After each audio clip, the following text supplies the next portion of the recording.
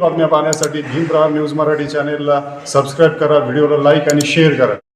छत्रपती शिवाजी महाराज की, धर्मवीर छत्रपती संभाजी महाराज की जय. लहूजी जय, लहूजी जय, लहूजी.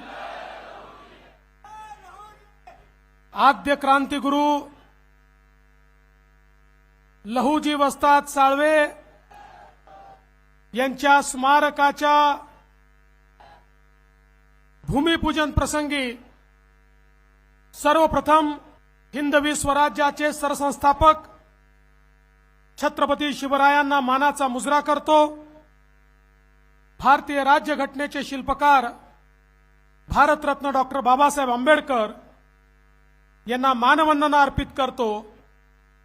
आणि खऱ्या अर्थानं ज्यांनी क्रांतीची ज्योत हजारो तरुणांमध्ये पेटवली आणि त्यांना क्रांतिकारक केलं, असे आद्य क्रांतिगुरु लहूजी वस्ताद साळवे यांच्या चरणी नतमस्तक होतो. आज या भूमिपूजन प्रसंगी आपल्याला लाभलेले महाराष्ट्राचे लोकप्रिय मुख्यमंत्री श्री एकनाथ शिंदेजी, पुणे जिल्ह्याचे पालकमंत्री आणि महाराष्ट्राचे उपमुख्यमंत्री अजितदादा पवारजी, पुणे जिल्ह्याचे माजी पालकमंत्री आणि राज्याचे उच्च शिक्षण मंत्री चंद्रकांत दादा पाटीलजी, आमचे सहकारी आमदार श्री सुनील कांबळेजी, भीमराव अण्णा तापकीर, माधुरीताई मिसाळ, सिद्धार्थ शिरोळे, सुनीलजी टिंगरे, नामदेवजी ससाणे, चेतनजी तुपे, या ठिकाणी ज्यांचा उल्लेख विशेष केला पाहिजे, कारण ज्यांच्या नेतृत्वात या स्मारक समितीने संघर्ष केला ते आमचे अशोक लोखंडेजी, माजी राज्यमंत्री दिलीप कांबळेजी, योगेश टिळेकरजी, सुधाकर भालेरावजी, जगदीश मुळीकजी, मुरलीधर मोहोळजी, धीरज घाटेजी, रामभाऊ मोजेजी, अमित गोरखेजी, दीपक मानकरजी, राजेश पांडेजी, सुभाष जगतापजी, बापू पठारेजी, या ठिकाणी उपस्थित असलेले आपले आयुक्त विक्रम कुमार, त्याचप्रमाणे अनेक वर्षानंतर आपल्या समाजाला एक बहुमान मिळाला आणि जे आपल्या सगळ्यांचं आराध्य आहे असं जेजुरीचं जे मार्तंडदेव संस्थान आहे, त्या संस्थानाचे अध्यक्ष अनिल सौंदडेजी, या ठिकाणी मंचावर उपस्थित सर्व मान्यवर आणि उपस्थित माझ्या माता भगिनी आणि बंधूंनो, आजचा दिवस आमच्याकरता हा अतिशय पुण्याचा दिवस आहे. आज दोन पुण्याची कामं आमच्या हातून घडतायत. आत्ताच आम्ही वडू आणि तुळापूरला धर्मवीर छत्रपती संभाजी महाराजांच्या स्मारकाचं भूमिपूजन केलं. ज्या संभाजी महाराजांनी छत्रपती शिवरायांचं स्वराज्य हे केवळ वाचवलंच नाही तर वाढवलं देखील, त्यांच्या स्मारकाचं भूमिपूजन करून आम्ही छत्रपतींच्या दुसऱ्या मावळ्याच्या स्मारकाच्या भूमिपूजनाकरता या ठिकाणी आलो. आपल्याला कल्पना आहे, अजितदादांनी सांगितलं की खऱ्या अर्थानं लहूजी वस्ताद साळवे यांचं घराणं हे छत्रपती शिवरायांच्या मावळ्यांपैकी एक अशा प्रकारचं घराणं होतं. पुरंदरच्या किल्ल्याची जबाबदारी त्यांच्याकडे होती आणि त्यांनी त्या काळात जे शौर्य दाखवलं होतं त्याकरता प्रत्यक्ष महाराजांनी त्यांना राऊत ही पदवी दिली होती. अशा प्रकारचं हे घराणं होतं. लहूजी वस्ताद साळवे यांचे वडील, आपल्याला कल्पना आहे की ते देखील मराठा साम्राज्याकरता लढता लढता धारातीर्थी पडले, इंग्रजांच्या विरुद्ध लढाई लढले आणि 1818 मध्ये लढता लढताच आपल्या जीवाचं बलिदान दिलं. आणि त्यावेळी त्यांच्या सोबत छोटे लहुजी वस्ताद देखील त्या ठिकाणी होते. त्यांनी आपल्या वडिलांचा आपल्या घराण्याचा संघर्ष पाहिला आणि त्याच दिवशी प्रतिज्ञा घेतली, जगेन तर देशासाठी आणि मरेन तर देशासाठी. आणि त्यानंतर तो काळ असा होता, मराठा साम्राज्य संपलं होतं आणि त्या ठिकाणी इंग्रजांचं राज्य प्रस्थापित होत होतं. इंग्रजांच्या विरुद्ध लढायचं होतं आणि लहुजी वस्ताद साळवेंना माहिती होतं की ज्या प्रकारे इंग्रजांनी आपल्या मराठी माणसाला या ठिकाणी चिरडलाय, ज्या प्रकारे आमच्या मावळ्यांना त्या ठिकाणी चिरडलेलं आहे, पुन्हा एकदा क्रांतीची ज्योत पेटवावी लागेल आणि धगधगत्या रक्ताने या ठिकाणी मैदानात उतरणारे पैलवान तयार करावे लागतील, योद्धा तयार करावे लागतील, शस्त्रांमध्ये पारंगत अशा प्रकारचे वीर तयार करावे लागतील. आणि म्हणून या देशाच्या इतिहासामध्ये पहिल्यांदा क्रांतिकारकांना, देशभक्तांना शस्त्राचं आणि लढाईचं प्रशिक्षण देणारी शाळा ही जर कोणी काढली असेल तर ती या ठिकाणी लहुजी वस्ताद साळवेंनी काढली. आणि म्हणून त्यांना जे आद्य क्रांतिगुरू म्हटलं जातं याचं कारणच हे आहे की पहिल्यांदा त्यांच्या डोक्यामध्ये हा विषय आला की जर मी लढणारे तरुण तयार करणार नाही तर माझा देश कधी स्वतंत्र होऊ शकत नाही. आणि म्हणून या वस्तादानं, या गुरुनं अशा प्रकारचं त्या ठिकाणी काम सुरू केलं की त्यातनं आपल्याला माहिती आहे, ज्यांना आद्य क्रांतिकारक म्हणतात ते वासुदेव बळवंत फडके यांना सर्व प्रशिक्षण या ठिकाणी लहुजी वस्ताद साळवेंनी दिलं. लोकमान्य टिळकांना प्रशिक्षण दिलं आणि अर्थातच महात्मा ज्योतिबा फुलेंना देखील प्रशिक्षण दिलं.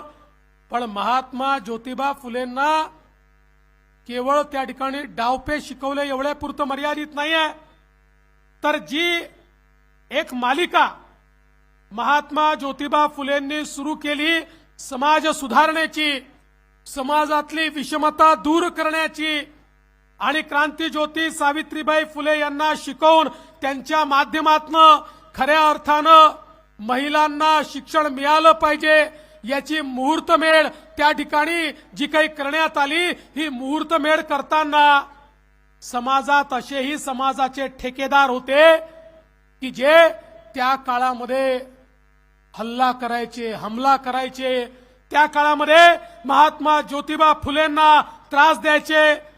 क्रांतिज्योती सावित्रीबाई फुलेंवर विष्ठा फेकण्यापर्यंत अशा प्रकारचं वाईट कृत्य त्या काळात व्हायचं. आणि अशा या सगळ्या परिस्थितीमध्ये लहुजी वस्ताद साळवेंनी त्या ठिकाणी महात्मा ज्योतिबा फुलेंना सांगितलं, काळजी करू नका, मी तुमच्या पाठीशी आहे, तुम्ही तुमचं काम करा. आणि एका भिंतीसारखे लहुजी वस्ताद साळवे हे त्या ठिकाणी महात्मा ज्योतिबा फुलेंच्या पाठीशी उभे राहिले आणि त्यानंतर कोणी महात्मा ज्योतिबा फुलेंच्या वाटेला जाण्याची हिंमत देखील केली नाही. अशा अनेक नावं घेता येतील की ज्या नावांना खऱ्या अर्थानं या ठिकाणी लहुजी वस्ताद साळवे यांनी या देशाकरता प्रशिक्षण दिलं. आणि आपल्याला कल्पना आहे 1857चं युद्ध जे स्वातंत्र्य समर होतं, शिपायांचं बंधन होतं, पहिल्यांदा पुन्हा एकदा भारतातल्या क्रांतिकारकांनी त्या ठिकाणी इंग्रजी साम्राज्य उलथून टाकण्याकरता एक लढाई लढली होती. त्या लढाईमध्ये लहुजी वस्ताद साळवे यांनी प्रशिक्षित केलेले अनेक लोक, अनेक क्रांतिकारक हे त्या ठिकाणी लढत होते. आपल्याला माहिती आहे की 1881 सालापर्यंत, 1818 साली जे काम सुरू केलं अविरत, 1881 सालापर्यंत जोपर्यंत देह ठेवला नाही तोपर्यंत देशाची सेवा ही आद्य क्रांतिगुरू लहुजी वस्ताद साळवे यांनी सोडली नाही. आणि म्हणूनच अशा प्रकारच्या आमच्या थोर क्रांतिकारकाचं, आद्य क्रांतिगुरू वस्ताद अशा ज्यांना पदव्या आहेत त्यांचं स्मारक झालं पाहिजे ही मागणी देखील अतिशय रास्त होती. कारण अशा लोकांचं स्मरण करायचं नाही तर नेमकं कोणाचं करायचं, कोणाकडनं स्फुरण घ्यायचं, कोणाकडनं प्रेरणा घ्यायची. अरे ज्यांच्याकडनं प्रेरणा घ्यायची ते तर या ठिकाणी आपल्यामध्येच आहेत आणि म्हणून ती प्रेरणा सगळ्यांपर्यंत पोहोचली पाहिजे. हा प्रयत्न आपण सुरू केला. आणि बघा आज हे स्मारक होत आहे. मगाशी अशोकरावांनी उल्लेख केला आमचा तिघांचा या स्मारकाकरता. हे स्मारक झालं पाहिजे याकरताही त्रिमूर्तीची आवश्यकता होती. आम्ही तिघं वेगवेगळ्या ठिकाणी काम करत होतो, पण तिघही या ठिकाणी लहुजी वस्तादांचेच चेले होतो. त्याच्यामुळे आपापल्या परीने काम करत होतो. मला आठवतं अशोकराव ज्यावेळेस पहिल्यांदा आले होते आणि आपण कोर्टात केस हारलो होतो आणि प्रश्न होता की आता जागा मिळूच शकत नाही. त्यावेळी आम्ही प्रयत्न केला आणि आम्हाला सांगण्यात आलं की रिझर्वेशन टाकलं तर जागा द्यावीच लागेल. मग तात्काळ आपण रिझर्वेशन टाकलं. हा सगळा इतिहास पुन्हा सांगण्याची आवश्यकता नाही आहे, तो अशोकरावांनी नीट सांगितलेला आहे. पण आज ही त्रिमूर्ती या ठिकाणी एकत्रित आली आणि अशोकराव जे स्वप्न तुम्ही सगळ्यांनी मिळून पाहिलं होतं ते स्वप्न आज पूर्ण होत आहे. मी तर असं म्हणेन की लहुजी वस्तादांचे आशीर्वाद मिळाले म्हणूनच आम्ही तिघे एकत्रित आलो. आणि आता एकत्रित आल्याबरोबर आरटी देखील तयार झाली. दादांनी त्या ठिकाणी आपल्या भाषणामध्ये आरटीची घोषणा केली. आरटीची तयारी झाली. एवढंच नाही तर माननीय मुख्यमंत्र्यांच्या नेतृत्वात सातत्याने मातंग समाजाच्या माध्यमातून जी मागणी होत होती की आरक्षणाच्या संदर्भात आमच्यावर अन्याय होतो आणि त्यामुळे त्या संदर्भात ब करण्यात यावं याचा अभ्यास करण्याकरता समितीही नेमण्याचं काम हे आपल्याच सरकारने, महायुतीच्या सरकारने या ठिकाणी केलं आहे. आणि एवढंच नाही तर आपल्याला माहिती आहे ज्या लोकशाहीर अण्णाभाऊ साठेंनी क्रांतीचा विचार विदेशापर्यंत नेला, ज्यांचा पुतळा रशियामध्ये उद्घाटित करण्याची संधी मला मिळाली. चिराग नगरमध्ये त्यांचंही स्मारक झालं पाहिजे. मागच्या काळात आपण ते काम म्हाडाला दिलं. काही अडचणी होत्या पण त्या सगळ्या अडचणी दूर झाल्यात. लवकरच त्याचा परिपूर्ण प्रस्ताव हा देखील आम्ही मंत्रिमंडळात आणतो आहोत आणि पुढच्या काळामध्ये चिराग नगरमध्ये लोकशाहीर अण्णाभाऊ साठे यांचंही स्मारक हे आपल्याला त्या ठिकाणी निश्चितपणे महायुती सरकारच्या माध्यमातून पाहायला मिळेल. मी या निमित्ताने एवढीच आपल्या सगळ्यांना विनंती करतो की आद्य गुरु लहुजी वस्ताद साळवे हे मातंग समाजाचे जरी असले तरी ते संपूर्ण हिंदुस्थानचे आहेत. ते संपूर्ण मराठी माणसाचे, महाराष्ट्राचे आहेत.